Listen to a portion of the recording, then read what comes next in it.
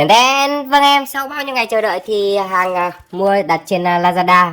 Vâng, đơn quốc tế đã về Việt Nam, vâng, khoảng sau gần một tháng anh em ạ. Đây anh em, món mỏi luôn đợi chờ, đó là bộ keycap phiên bản đẹp đẽ, xịn sò hơn phiên bản mình đang dùng, 312.700. Mở thôi, mở thôi. Và bọc trong cái túi này không có hộp thiết gì cả. Ở hải quan cứ phải ngâm của mình phải cả tháng trời. Rồi, shop quốc tế anh em ạ. Như này liệu có đủ không? 64 phím, không có hộp, hơi thất vọng.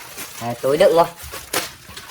Mình mua cái bộ này nó còn có cả cái, nó còn có cái nhựa để đựng, rồi lại còn bị rách nữa này. Ok, chúng ta sẽ xem chất lượng cái cáp này như nào. Đây, mình lấy thử cho anh em vài con cái nhựa của nó này. Đây, tặng cái gắp ki nữa này.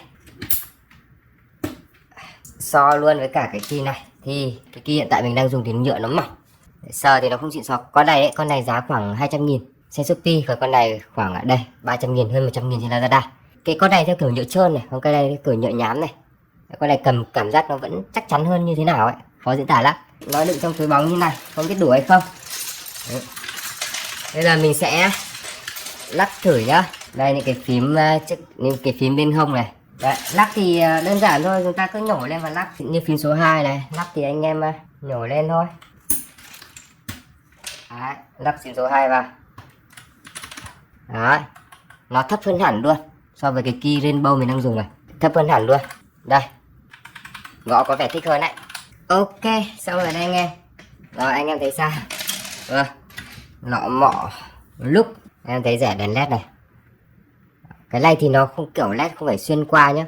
Cái phím nó thấp hơn so với cái Rainbow và bấm nó thích hơn, nó sướng hơn, đã tay hơn. Anh em nghe tiếng nhá.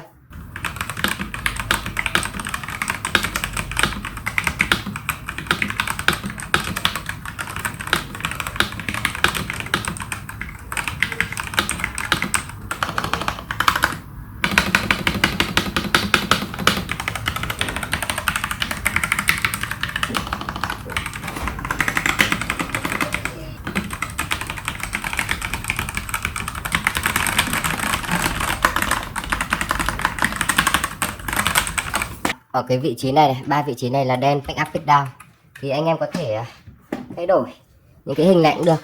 Đó, tùy hình chat, hình YouTube này, còn mấy cái hình khá là hay ở đây.